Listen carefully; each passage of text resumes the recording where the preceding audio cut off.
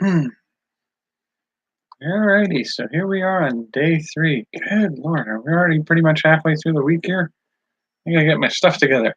Um, so I spent a bit of time chunking a couple concepts at the wall and seeing what could make stick. The I don't know what I'm gonna name it. I keep wanting to go like zombie survival game because it's misleading. Like you think, oh, I'm gonna survive the zombie apocalypse. No, it's you're a zombie trying to survive. Um, but I have the idea for that game sort of roughed out. Like the main character is a zombie, and I want to build the character mechanically so that you can't jump. All you can do is shamble. And as such, like people, you know, you can climb over like cars and obstacles and climb stairs and stuff. That's doable. But like jumping is not as doable. And for a platformer game, that's like platformer is called that because they're platforms you jump across or up to or down across or whatever. So uh, having a character unable to jump, I got to thinking like, so how do I handle that? Um, and part of that, I think, is having setting up the path with things that you can push to make bridges or whatever you need. Like you come to a hole in the ground and you just push a car over the hole and then you climb over the car and you're good. So the whole time the character can walk and sort of walk faster to some degree. Um, and then I got to figure like what's the mechanics of the zombie. Like if you're going after humans and humans have to be dangerous, it can't be just like every human you touch, you're able to pull down and eat their brains. Like they have to be able to fight back. And I got to thinking, like, how do you do that? Especially if some of them have guns. If you're going to be building a zombie facing off against a human with a gun, they'll be able to move faster than you can, and they can hit you from a distance. And if they get a headshot, you're dead. You're done. But you need to eat them. So how do you make that happen? And I got to thinking, well, like maybe if they can throw things that stun people. So just sort of like lob a rock or something and it knocks the person over, and then you can come up on them and just jump on them. Uh, that's that's a possibility of how that's all going to work. Um, but it got me thinking, like, what kinds of things do you throw? Like, I don't want the zombie to be able to pick up and use the guns that the humans use. Um, but what kinds of things do you throw? And like, why not just about anything? Like bricks and bottles and pieces of rebar, crowbars, baseball bats that you take from a fallen human. So, say a human has a baseball bat or an axe. Like, if you can throw a rock and stun that person, then you come up on them and eat their brains. Um, you might be able to pick up what they drop. Now, you're not going to be able to wield them necessarily well. Maybe I can make it so that you can wield like bludgeoning or axe weapons. Um, but it's also possible that you could just throw them from a distance at people and like it hits them and it disappears. So that you can't infinitely just reuse the same thing over and over again. Uh, but the other thing that that brought up into my mind was to wonder, like, okay, so if you have this zombie, like, if the human doesn't get a headshot, like, what's the ability to wound you? And I got to thinking, like, maybe if I can figure out how to do it mechanic wise, I want to kind of have the character be a shambling walker to start with and have like a life bar of a certain type. But part of the purpose of eating more humans is the more you eat, the bigger your health bar is. And so the more health you get, the less shambling you are, the more you're walking and even sometimes potentially running. And so you start out not at full health. And every time you are attacked or hurt by a human, your health goes down. Every time you eat a human, your health goes up. And so you can go up past where you started. But I got to thinking, there's some other things, just some really weird things. Like, I want to include a wiffle bat as something you can find and use. It's as a weapon, it's better than your bare hands, but barely. Um, and just the idea of like a zombie with a wiffle bat. Sweet, boom, sweet, boom. And just that would be fun.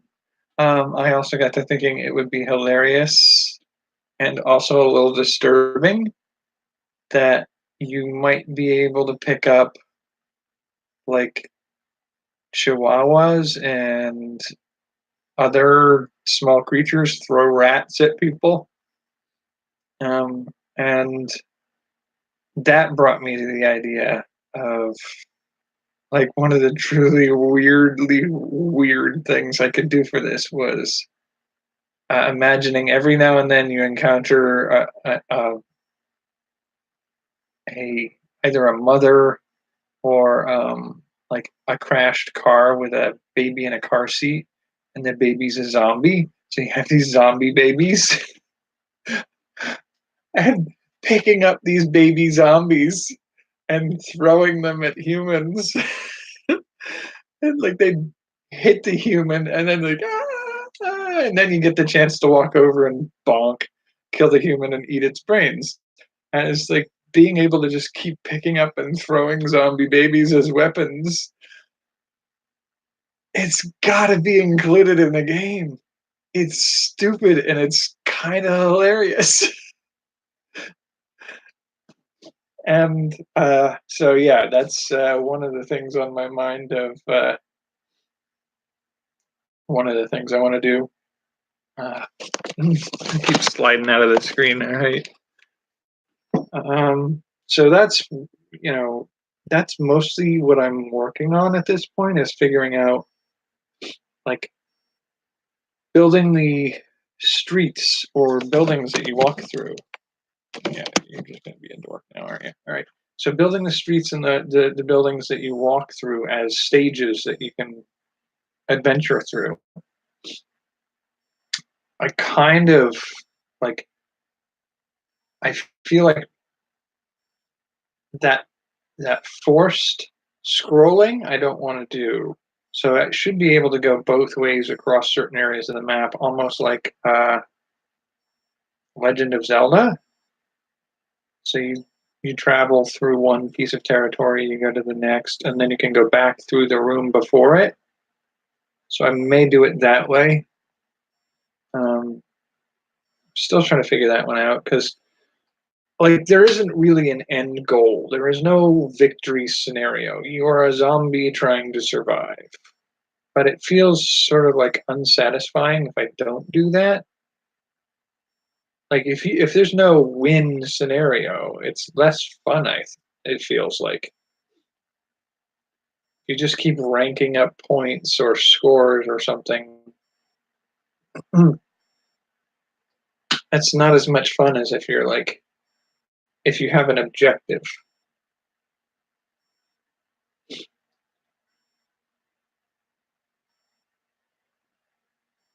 And so, like, what would that be though? Would that be like clearing an entire map of humans, or is that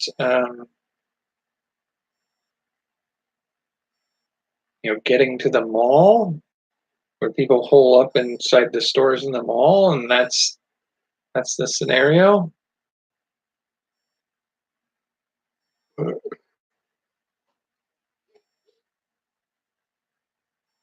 Yeah, the win scenario in that game is a tricky one. Like, I don't think it needs one. Like, uh,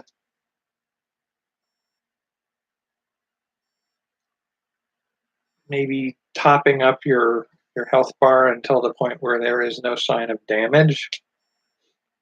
Like, you are now nearly indistinguishable from another human, um, except for you are immortal to a certain degree. Maybe, I don't know. I have to think about that.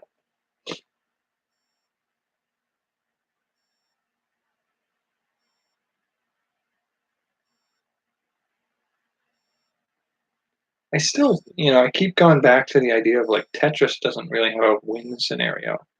It's just you survive until you hit the last level, and you aim for the best score you can achieve.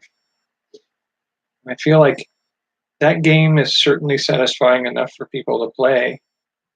There's no reason why you can't just do something like that with zombies. But yeah, so I make it not quite infinitely running, but near continuously running.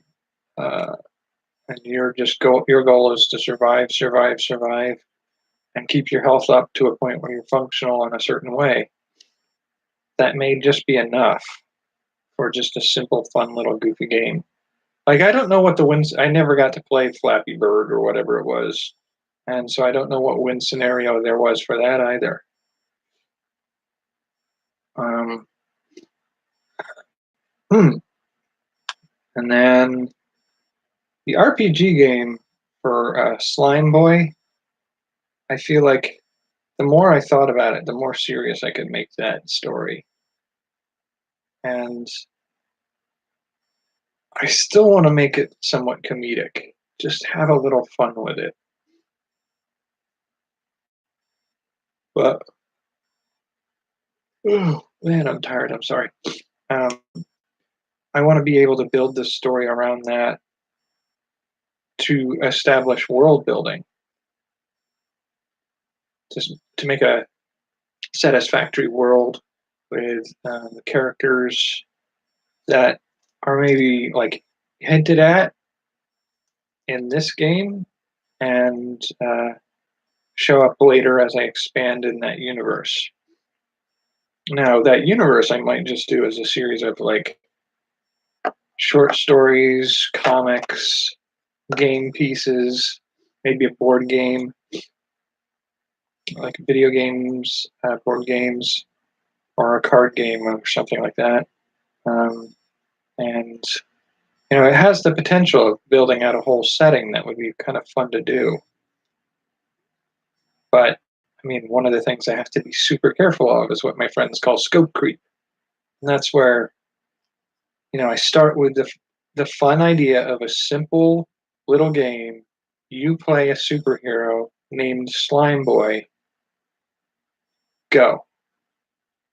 And then I just start adding to it. Oh, it's part of a more expanded universe. Oh, I have to include these characters. Oh, I want to have this mechanic in it that, enables playthrough of this setting with another character when you unlock that through. Like, I don't need to compound and make this infinitely more difficult, but my mind tends to do that. I like to build these intricate, complex worlds to play in. Um, I think the other thing I'm playing at with the Slime Boy game is I'm going to use RPG Maker, the game design engine for it. I have not settled yet on which engine I'm going to use. There is RPG Maker MV, RPG Maker EX Ace, which everybody says that is you don't have to use VX because VX is a failure. VX Ace fixes a lot of what was wrong with VX. And then there's XP, and then there's 2003. And 2003 is the oldest existing model, I think. and it's one of the simpler ones. It has some game features which are lost when they upgraded to XP. So they changed some of the features in XP so that you couldn't use some of the things you could in 2003. But 2003 has older graphics and it's missing some of the capabilities that XP added. So XP added things like being able to include Ruby coding, I believe. And the reason I'm going back and forth on this is like Ruby coding may make it possible for me to add features at a later date to games that I want to play, like build. So like a couple game ideas I have that I want to play on later require that I have to have the characters or aspects of the characters perform in a certain way during the gameplay that is not standard gameplay feature. And if I can code in the ability to do those things in Ruby, but I can't do it in the RPG Maker 2003, like it doesn't make sense for me to pay $20 for 2003 and then $25 to get the ability to add those features later on. I'm not sure RPG Maker XP comes with a free trial. So RPG Maker here.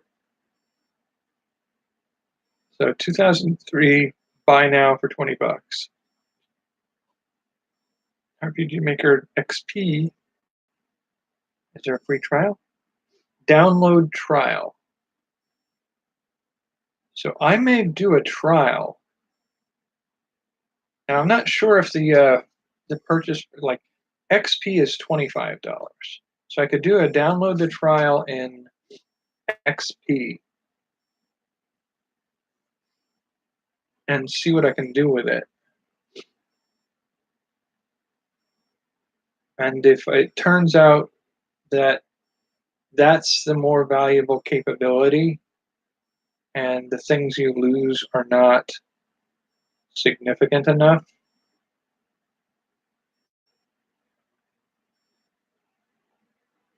to warrant going back and buying 2003, then I'll probably do that.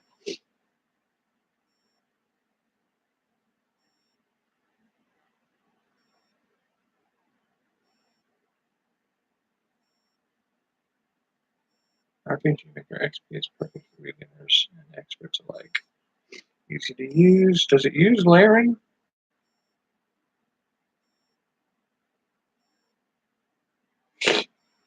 Oh, and one of the other things to keep in mind, it says XP has save your completed games as a game disc and you can burn it onto a CD-ROM to give to your friends or distribute over the internet for other gamers to enjoy. You can even market your creations as shareware. Whereas X, as 2003 states, games made with RPG Maker 2003 can be sold as long as you have the appropriate rights. With some hard work, you could become the next great indie game developer. So I don't know if there's a distinction between those two, where like you can only do shareware games with XP, but 2003 you can do for sale games. Because I think in the long run, what I would rather do is be able to sell them, and like I'm going to be clear here. I'm going to release this game as a shareware donationware kind of thing. Like donate to my Patreon account if you want me to make more games like this kind of thing. But like I do kind of want to know what the distinction is between XP and 2003 with if you watching this right now wanted to make a game using these. I want to know if you could make money from your game in both formats or only in one of them. Because shareware implies that it's freely shared. There's no profiting or making money from it.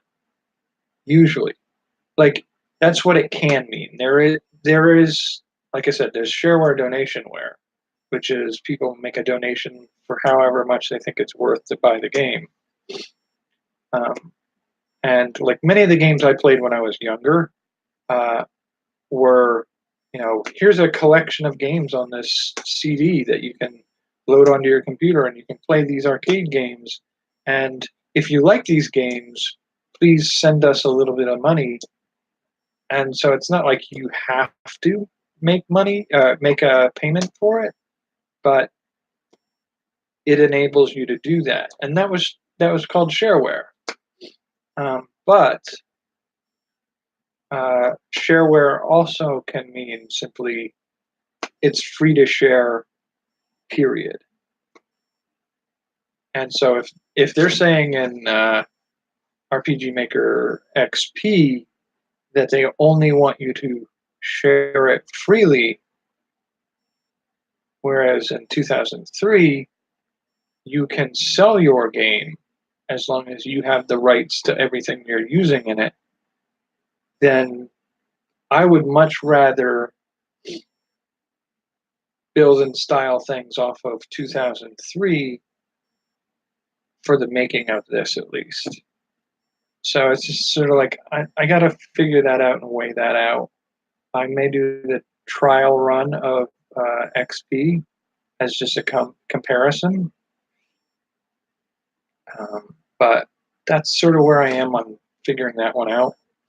Not sure yet which way I'm going to go with that.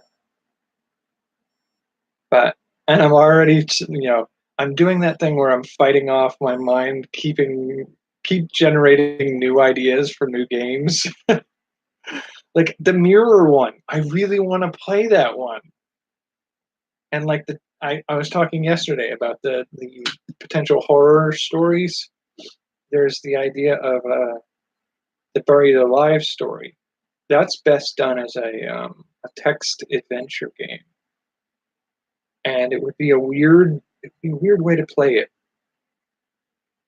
But it's also something I'm not in a position to really focus and learn 3 or 4 different methods of building games right now.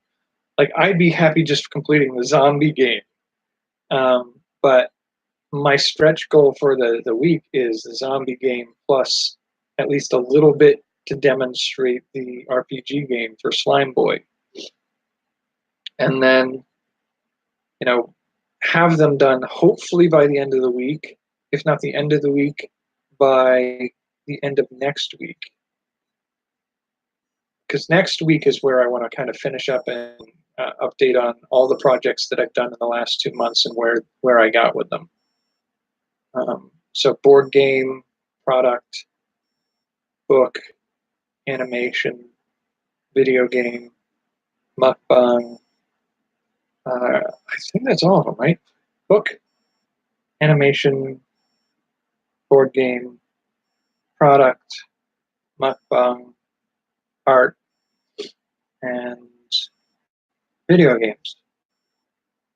And then after that is trying to figure out where my schedule is going to go while I'm away for a week in Hawaii.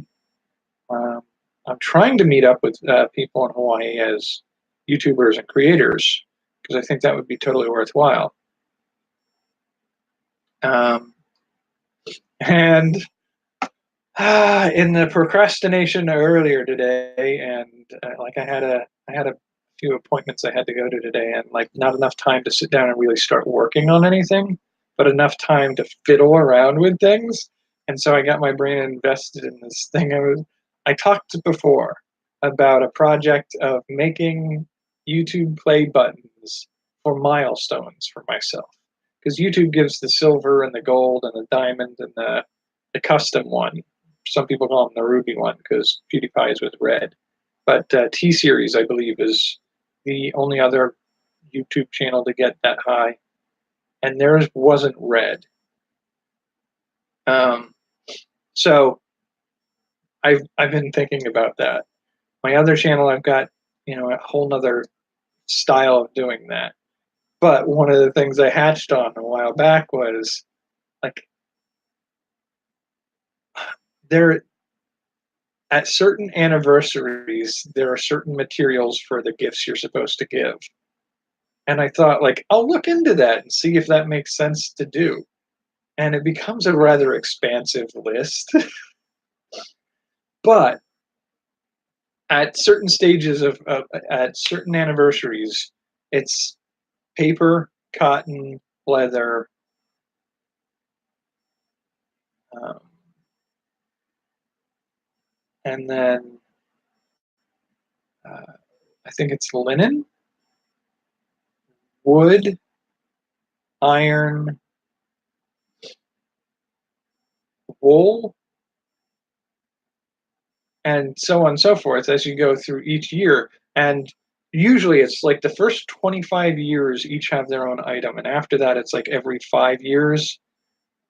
And then as you get towards like 65 years, it sort of becomes like every 10 years is a new material.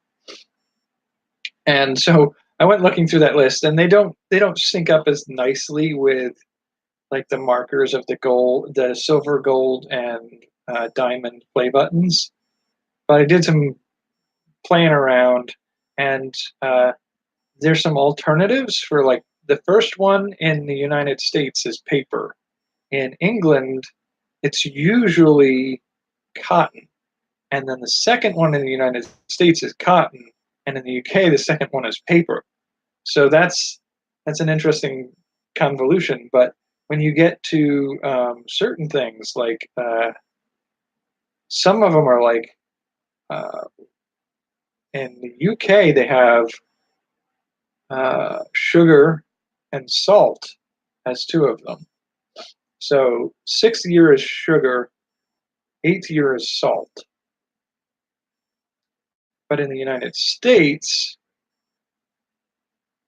sixth year is iron, eighth year is bronze, or I think silk or something like that. And so, like, going through that, I got to thinking, like, okay, so if I do for, instead of doing like first year paper, I do 10 subscribers paper. And then instead of 2 years cotton, I do 20 subscribers cotton. And so, like, I could do that. But even if I did that for every 10 subscribers, I would hit the end because nobody's married for 10 million years.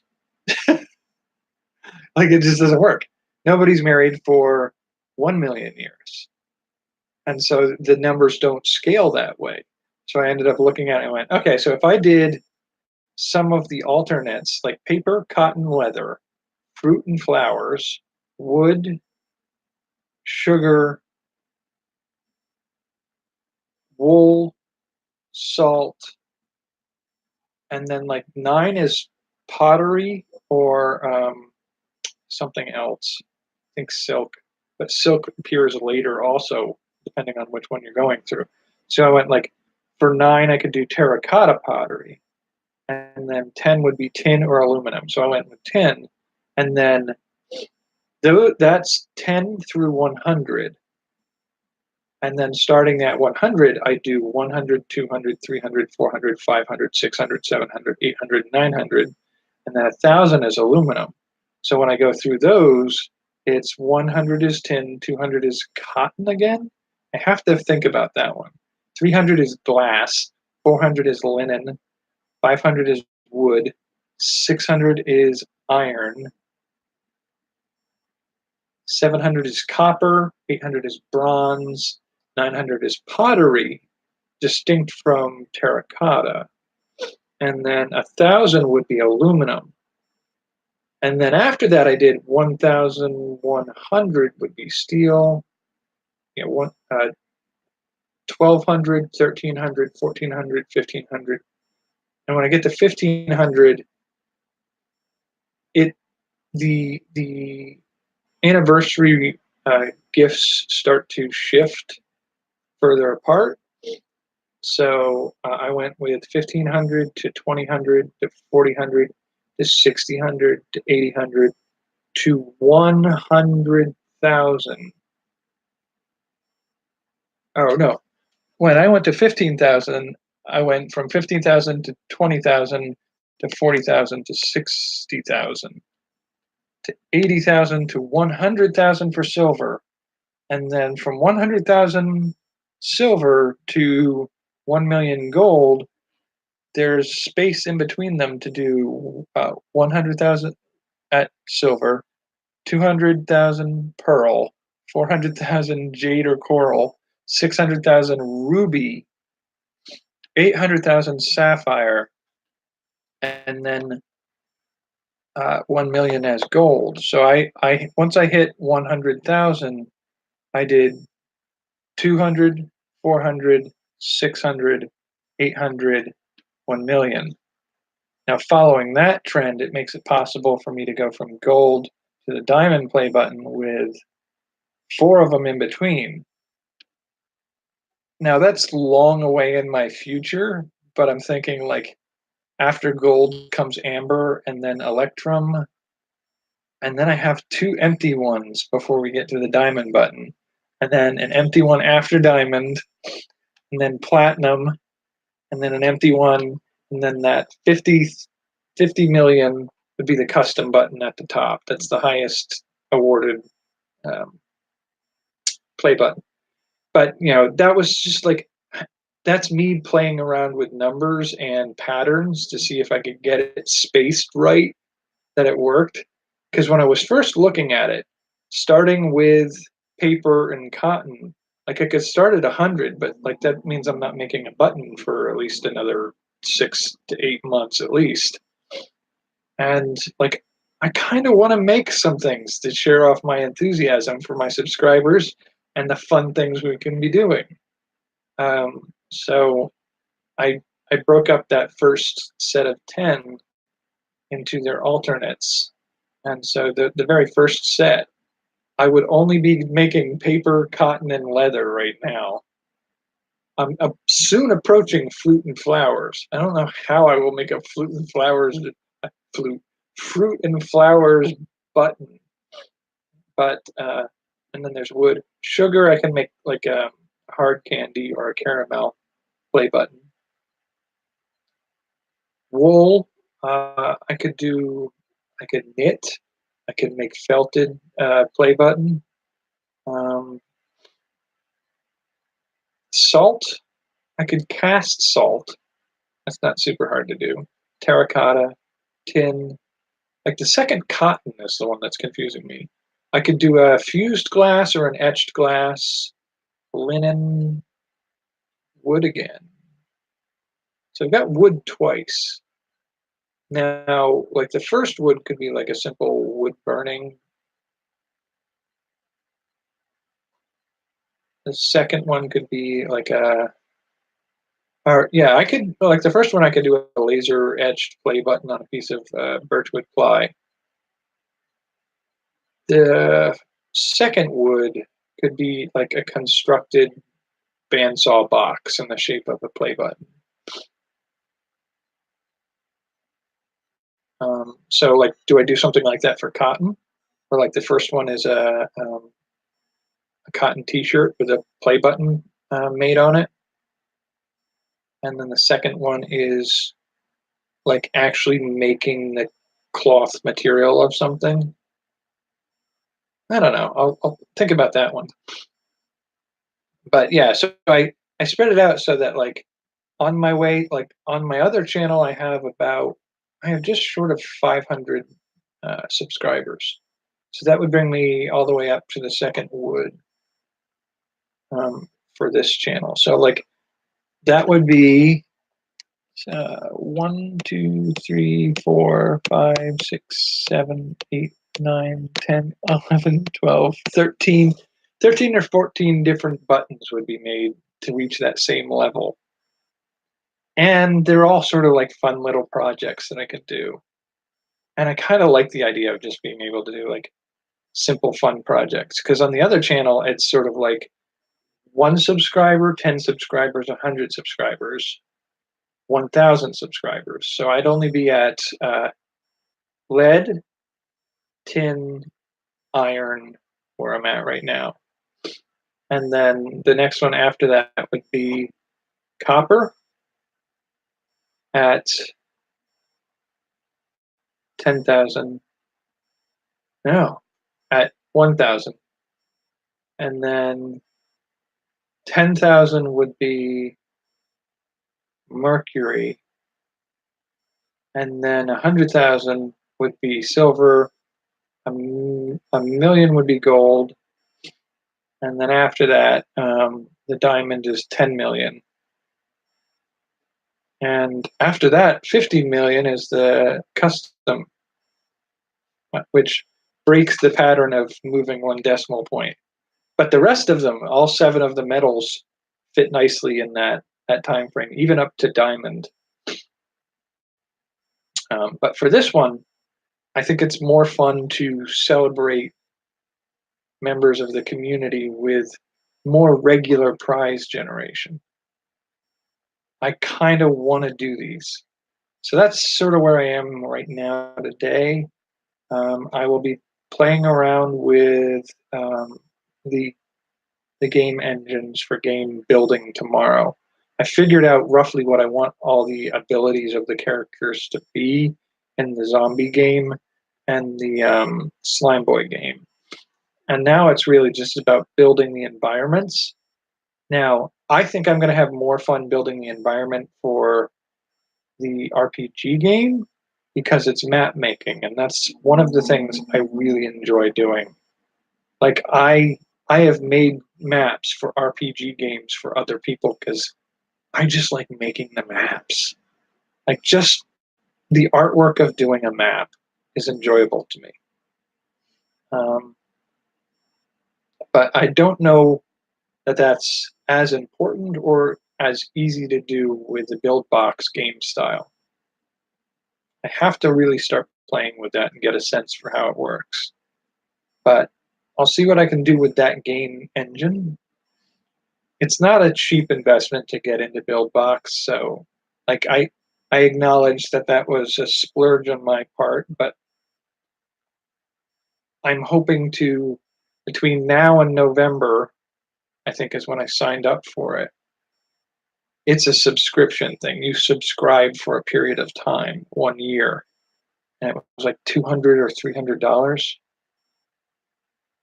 Like I hope to get use out of that for several game designs between now and then when my usage expires. In the meantime, I'm not sure that RPG Maker is a single payment or if it's a subscription fee too.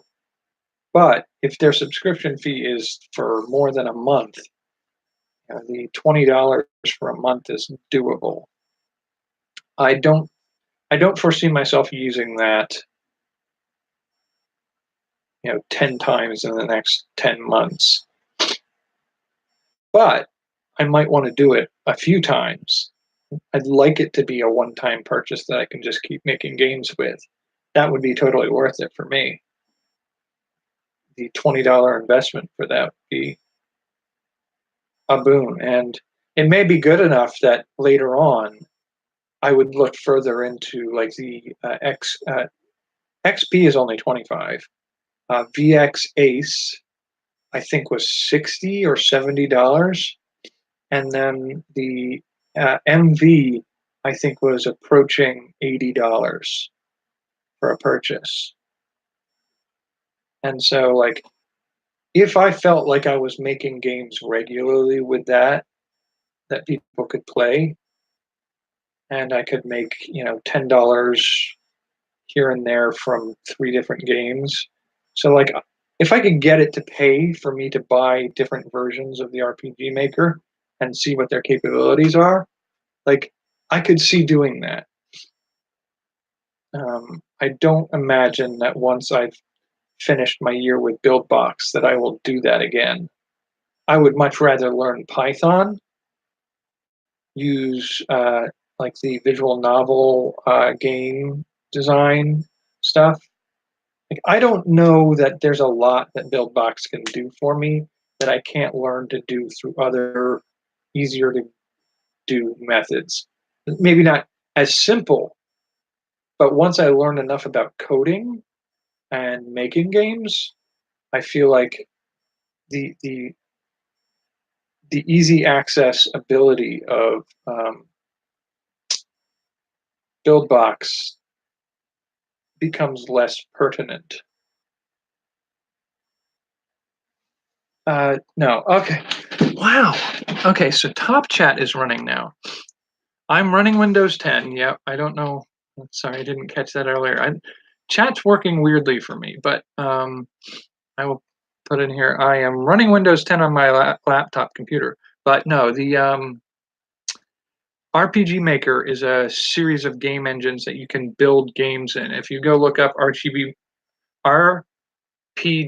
Maker on Google, it'll take you to this site, and it's the software that you use to make the games with, and it's all sort of like tiles that you can place. It's sort of like pick and place tiles and character images and a few other features, and it's what lets you learn how to make a simple game. Yes, and there are different versions of RPG Maker. There's RPG Maker 2003, which is $20 to download and build games in. There's RPG XP, which is the next one after 2003. And XP is $25 roughly. The next one after that is RPG Maker Ace, or no, VX. And VX is, I didn't look at the price because they also have a VX Ace, and VX had problems that they solved with Ace, and Ace I think was $60.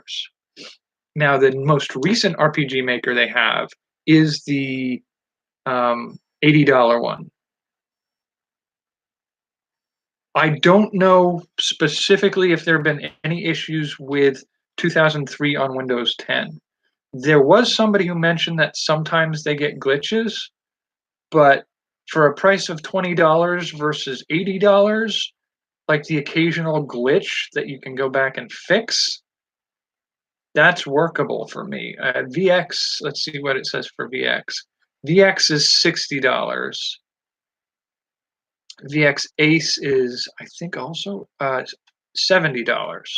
Okay, and then they have the MV is $80, I think. $79.99. Yep. And then they have the 2003 one. Doesn't look like it has any indication that there's. It should work on Windows 10. It should be fine, but it says OS, Microsoft, Windows, XP, Vista 7, 8 are the minimum requirements. It doesn't say that it won't work on 10. I do have a Windows 8 laptop that I need to replace the fan on. But what does XP say? Does it work on 10? Yeah, and the difference between the two of them also include that statement that says you can share your games in XP, but you can sell your games in 2003. And I don't know if that's just oddly worded or if legitimately. So XP work, it says minimum system requirements is Microsoft Windows XP or 2000. 64-bit OS is not supported. Okay, so that's interesting to take note of. Okay, so yeah, once you move up into the VX Ace, it becomes trickier. I did see somebody on YouTube the other day showing tutorials of using RPG Maker 2003, and They did say that they had done some stuff with it in Windows 10. So I'm inclined to give that a try first, before I give up on it. So 2003, if I can make it work on 10. As far as I know, like once you've built the game, like the game should run on any Windows system. I can't guarantee that, but like that's what I'm operating on. The XP has a free trial that you can try. Um, the 2003 does not. So like I would be inclined to maybe free trial the XP, see if it works, see if it has any problems. But I might just do some looking around the internet to see if any of them have any issues, to see if anybody else reports any issues between them. But yeah, so there's, and they also have a few other types of game engine design software out there too. So they have Visual Novel Maker, and they have, what is it? Like a manga maker, uh, manga. Um, it's an IG Maker. What is IG Maker? Indie Game Now. With IG Maker, you have everything you need to create platformers, action RPGs, 2D shooters, or anything, any combination of the three you can imagine. Add HD resolution, the ability to play your games on PCs, Flash, and Xbox 360, and you have a tool with the power to create almost any 2D game you can dream up, and the controls to release your game the way you want to. Now that one's $60. So IG Maker is a $60 game. Um, and I don't know how much of the, like it says, add HD resolution and the ability to play your games on PC, Flash, and Xbox 360. So those may be plugins, and I don't know if you have to pay separately for those plugins. Now that says it works on XP Vista 7 OS. So, like, um, none of them mention Windows 10. So I know people are making them on 10 systems. Yeah, even the VX Ace only goes up to Windows 7 mentioned, but people are still using these. So I'm going to assume that they all work for 10 to a degree of some sort. I'm pulling up the MV one, see if they have. They do say on MV that Windows 7, 8, 8.1, and 10 are options. They also say MV works on Mac OS 10, or better, and Linux, Ubuntu, or Steam OS 2. So, like MV, like it's the most recent, so it has the most attention paid to its ability to do certain things, but like it's also the most expensive of the batch. Where I think I'm pretty sure I can get functional use uh, out of the 2003, maybe the XP. Yeah, the XP has that little caveat that it doesn't like 64-bit. 64-bit is not supported. CPU usage minimum requirements is 800 megahertz Intel Pentium equivalent or higher processor. 128 megabytes of RAM, at least 100 megabytes available hard disk space, a video card, 1024 by 768 or better video resolution in high color mode, a sound card. Like, I feel like a lot of these features are old enough that most laptops should be able to do all of that. 2000, that was XP. 2003's requirements are substantially weaker. So All you need is a 1.5 gigahertz processor, 256 megabytes or more of RAM, 100 megabytes or more of free space, and 1024 by 768 or better video resolution in high color mode. And that's like the minimum requirements. That's all it needs. And it doesn't have anything saying anything about 64, uh, uh, the limitation that XP had. 64-bit OS not supported in XP. But I don't know if that's because that the 2003 engine is so old that 64-bit didn't exist. I don't know if that's the case or not, so I'll look into it. But that's like, it's your operating system. Like, for some reason, I'm not clear on why. No, XP doesn't do 64-bit. I would almost guarantee you that MV is supporting it, because most operating systems now, Windows 10 comes in a 32 and a 64-bit. Windows 8 came in a 32 and a 64. I don't know if Windows 10 comes in a 32. And I don't know why they made those two different versions of it. I don't know the distinction between the two as they function. I do know that, like, with an older computer, if you wanted to pull a 32-bit into it as an operating system, I think it would probably run better on older computers if you bought and updated your operating system for an older computer. This laptop came with Windows 10, so it came with what it's got, and I'm pretty sure it's a 64. So I'm a little vague on why those are important specifications. I will do a little looking around to see. I'm pretty sure my Windows 8 laptop that needs the fan replacement is also a 64-bit. So XP may not run on it. 2003 doesn't say that it won't run on a 64-bit. So I'm going to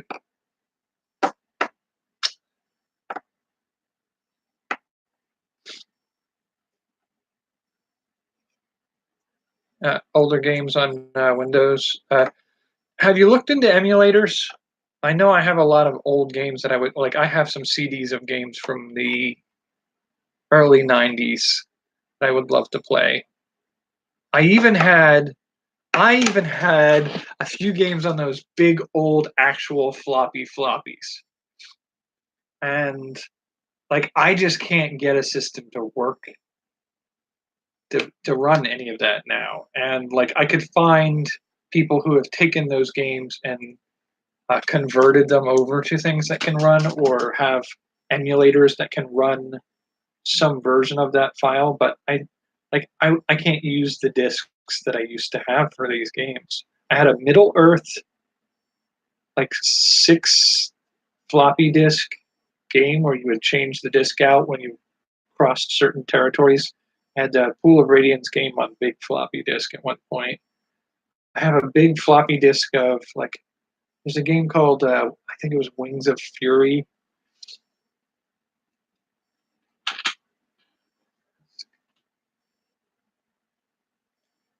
Yeah, I like, there are. I know at my makerspace that I go to, we have an arcade cabinet that somebody built with a Raspberry Pi in it. And the Raspberry Pi has an emulator that'll play um, old arcade file games that you can download all these games that you can put in a file and play them. And I think ours has a couple hundred games. If you go to my other channel where I did an interview with a guy in Baltimore, he built an arcade cabinet that's smaller than ours was, but his Raspberry Pi supports old uh, emulator versions of original NES games, Super Nintendo, Sega Genesis, and he has like thousands of those games, all on that one little arcade cabinet. Yeah, I mean, like, I kind of want to go and build one now just to have access to all those old sweet games. Because I still have like 2 or 3 Game Boy Colors a Game Boy Advanced, and I think I have one Game Boy. I No, I don't think I have a DS. I almost got a DS. Um, and I have some of my favorite games to play in that. And I have an old NES console game, the original Nintendo Entertainment System from when I was a kid. It still sort of works. It's a little sketchy sometimes, and it fights me to get a cartridge to work. But I still have Dragon Warrior 1 and 3, I think, for that game system. I used to have the original Final Fantasy game. I loaned it to somebody and never got it back. I'm still kind of angry about that. Um, but the ability to play,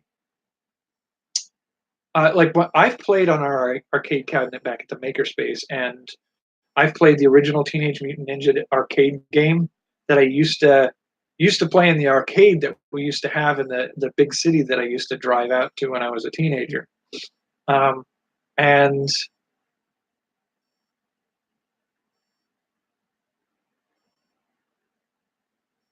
uh, I also used to play the X-Men arcade game. I can't If I had all the quarters that I put into that arcade cabinet when I was used to be at the arcade game, and I invested that in an account, the interest alone would pay for my food budget in a month. I put a lot of quarters into those arcade games, but I still fondly remember the X-Men Capcom game and the Teenage Mutant Ninja Turtles arcade game, and there are a few others that I remember vaguely playing at one point. There is a museum here in New Hampshire of a guy who has collected arcade game cabinets, and I think it's either is the biggest arcade museum in the world or the biggest in the United States. But he has so many of them, and I need to make a trip up there at some point to check it out. But yeah, so I know BuildBox should work on Windows 10, so I should still be able to make my zombie game. Um, I've heard from some people that they are using RPG Maker in Windows 10, and I think they're using some of the older versions of it. So it should be good. Um, so I'll give it a try. I'll find out in the next day or so whether it won't work.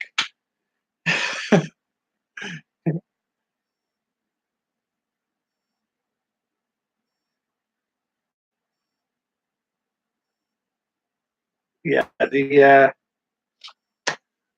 it's funny playing some of those games now because like I remember I remember playing them and I must have gotten pretty good at them because I can remember like I did put quarters in occasionally. Like I got so far and like just bit it at that last at a certain point, and I was like, I got so far and I can't let it go now, so I have to put quarters in to give me an extra life to keep playing. But like when I've tried to replay them now, I suck. I am not good at all. Like games I used to get through levels on one quarter. Like I die and have to add extra lives just to get through the first level now. And I am way out of practice with that. And I'm not a big gamer player. Like I know if I were to get Overwatch that I would chronically be dying faster than I can even plan to make a move. I might spend a week getting to a point where I could survive a game long enough to contribute something to a team. But I don't imagine I'm ever going to be necessarily that good. I just don't like. I can remember some of the arcade games I played. I was more of a button masher. Even when you got into some of the PlayStation games, I was very much a button masher. I I did not have the skills to really excel at those games. And like it's not that I don't have the hand-eye coordination. It's just like there was a lot to figure out to get them done. Like, I remember playing Mortal Kombat and just, like, figuring out how to do the combos to get the right sequence of attacks. It was just easier for me to spam the buttons. Like, I could just hit the buttons fast enough, and if I just duck or jump at the right times, that's all I needed to know how to do. Like, randomly hit, kick, punch, flip, throw, but, know how to jump, know how to hit random attack buttons, and know how to duck or jump up. That was all I needed to do. But I do recall a few years ago, I was in a store with a friend of mine. We were walking past the computers that they had games on, and they had like a real flight simulator combat game for a spaceship. And so, like, it's banking and spinning and try to get your thing. Like, the only experience I have with a fighter pilot style game was the X-wing flyer on a Commodore 64. I played that game because my mom got a computer when she was doing her master's program when I was little, and I'm a huge Star Wars geek, and I love Star Wars, and so it came with a game where you could play an X-wing, and you had your windshield that you were aiming out of, and TIE fighters would fly into the sights, and you would try to pick them off. I played that game. That's the closest I ever got to a flight simulator style game. Wings of Fury was, we had a joystick. It was on the Apple IIgs. Wings of Fury was a biplane essentially that flew over islands, meant to be sort of like Japanese islands, and you're dropping small bombs on Japanese emplacements. And it was like, wow, like, it's very rudimentary.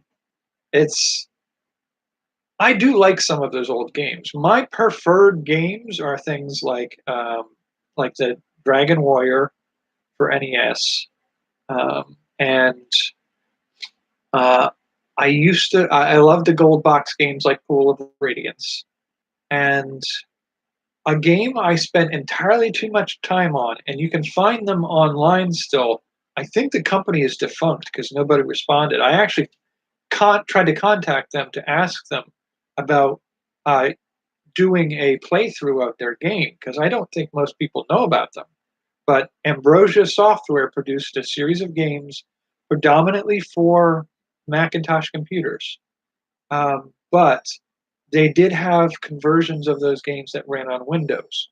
They were Escape Velocity 2. I forget what the second one was. And then Escape Velocity EV Nova was the third one. And you start as a shuttle. You can land on planets, go into their stock market and buy materials that you could fly to other systems and make a profit off of.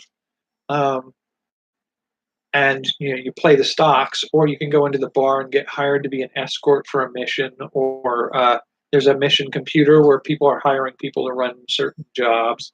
You can take those jobs, you earn money, you can upgrade your ship or buy a better ship, and you could download them for free and play them. But if you were playing the free version, eventually you're going to start getting, I think it's like a 30-day trial. You start to get a bounty hunter called Captain Hector showing up, flying into the system and saying, like, you should purchase the real version of this game. And if you go too long without doing that, he starts attacking.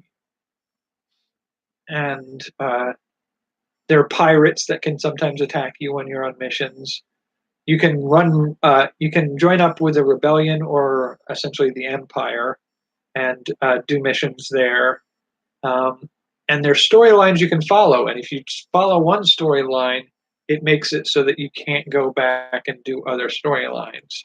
So if you end up working with the rebellion, you can never go back and run a job for the Empire.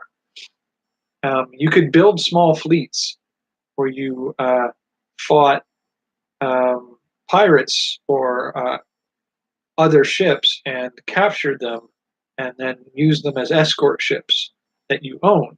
And if you built a good enough fleet, you could attack a planet. And if you beat, they'd send out a fleet, you'd beat their fleet, they send out another fleet. And if you beat like 3 of their fleets, they owed you like uh, essentially taxes. You taxed them for income. But after a while, they'd start hiring bounty hunters to try to eliminate you so they wouldn't have to keep paying your tax. And so, like, it was a fun game. It was a fun game. The graphics are not, flight simulator combat style. It's usually your shuttlecraft is at the center of the screen, and so if you fly away from the planets, you can go pretty far out till the edge of the system, and you fly over the planet, you land on the planet. Some planets, you know, have moons that you can also land on, and then there's you refuel when you land if you want to, and it costs money to do that. And with fuel, you can jump to another system, and at a certain point, you can buy an upgrade of solar panels that auto refuels. So if you just float around the solar system for a while, it'll refill your tanks, so it doesn't cost you any money to do that. My favorite thing to do was buy a small amount of valuable materials, fly into a system with no planets, which is often where pirates will catch you and try to loot you. And I would get a certain type of ship that lets me fire backwards while fleeing from them. And they would fly into my ammunition, but because they're firing forward, their ammunition goes less far. And so I could just ping them over and over again until I've disabled them, board the pirate ship, loot it, see if I can capture it and build more ships on my fleet. And so I used to do that a lot. I love that game. Now, if Ambrosia is in fact defunct and they no longer have that, you can download the free version. I don't know if you can buy the game anymore. But I would love to do a playthrough of that game.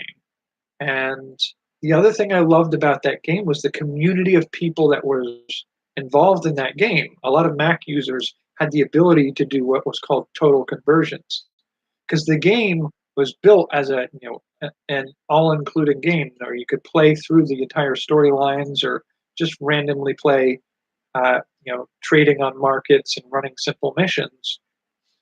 But it also had the ability for you to write your own extensions for the game. And so you had a whole forum of people and a whole extra site full of things people added to the game. Some people created whole new ships for the game. Some people created planets that weren't there before. They changed the system of weapons in the game so that you could do jousting. So ships couldn't fire projectiles anymore. You had to joust with other ships. People did things that changed some of the mechanics of the game with plugins that you could add to the game. And I loved that feature.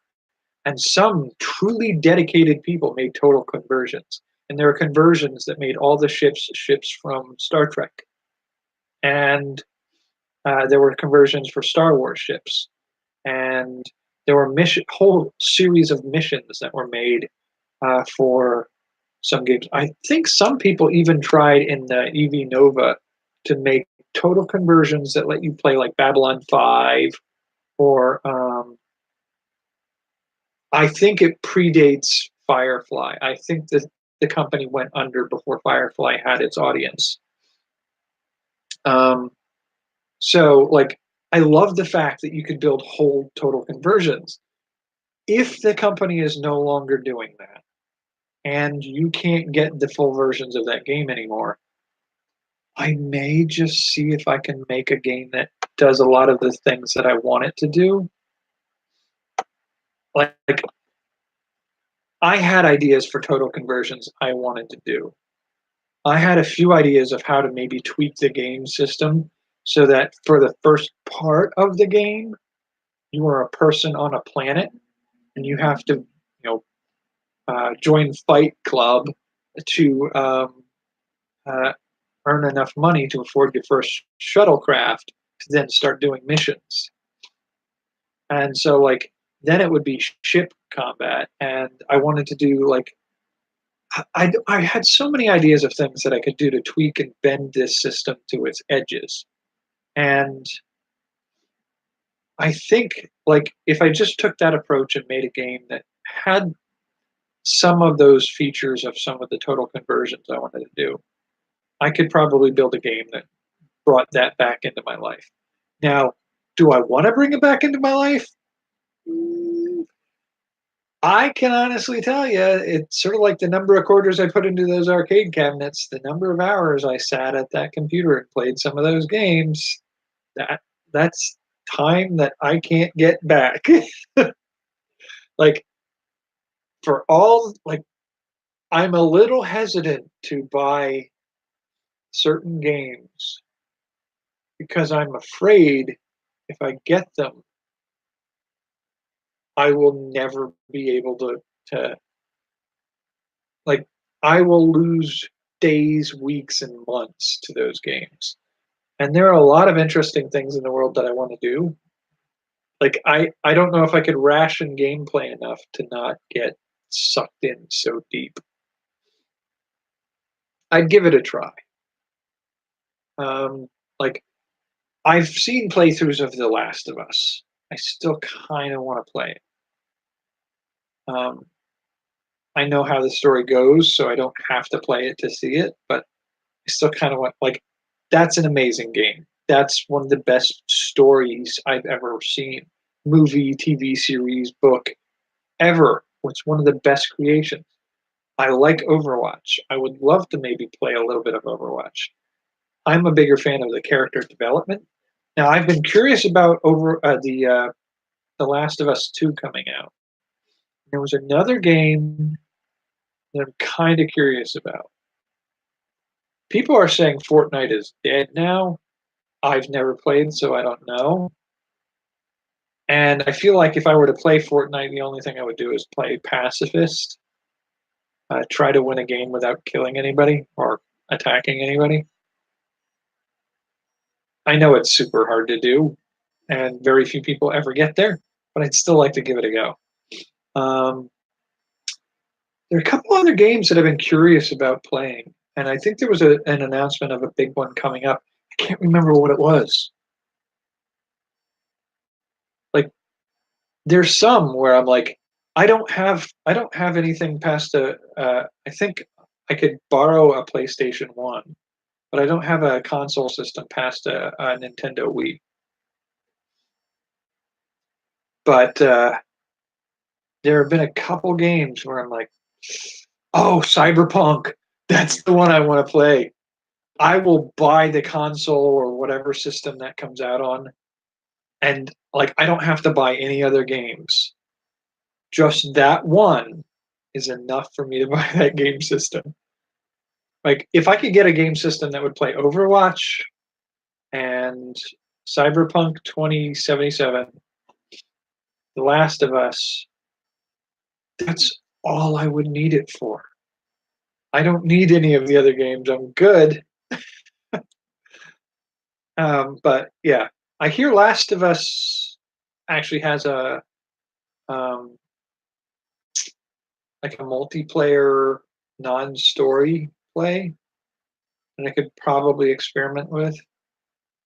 Yeah, I'll have to look into some gameplay. I'm trying to decide if I do any gameplay like that sort of stuff, am I gonna do it on YouTube gaming or do I switch over to Twitch for that? I don't know.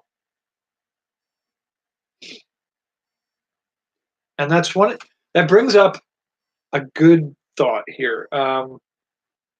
I'm building games for uh, like the zombie game and the Slime Boy game. I'm making, and I'm not sure what kind of devices they can be played on. When I make my YouTube role play and YouTube choose your own adventure story games, um, my inclination is to make them computer games. But I do realize that a large number of people out there play games on their phones. I'm not a phone game player, so I don't know what kind of like will I be crippling any games that I make if I don't make them available for those formats? Because there are limits to what you can do with a phone. Like I can do a lot of things with the keys on a keyboard, but as soon as you switch over to a touchscreen device, it changes how gameplay goes. So I have to keep in mind, I have to think about like mobile gaming markets are a big market right now, and I have to consider that if I want to include myself in game development, I may want to make mobile gaming something I do some stuff for. So, like when I do my Captain Mr. Space Ninja game, do I make that a mobile gaming game?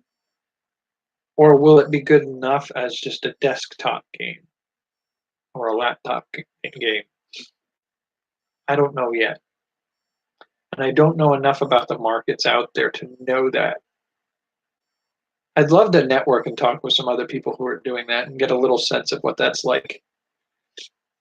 We're at an hour and 16 minutes right now, and there's still a few days left in the week to talk about some more of this stuff. Right now, I think I'm going to call it for the night and do a little research into whether or not I can make RPG Maker 2003 or XP work for Windows 10 laptop. See what I can find out. Alrighty, thanks for joining me. See you tomorrow.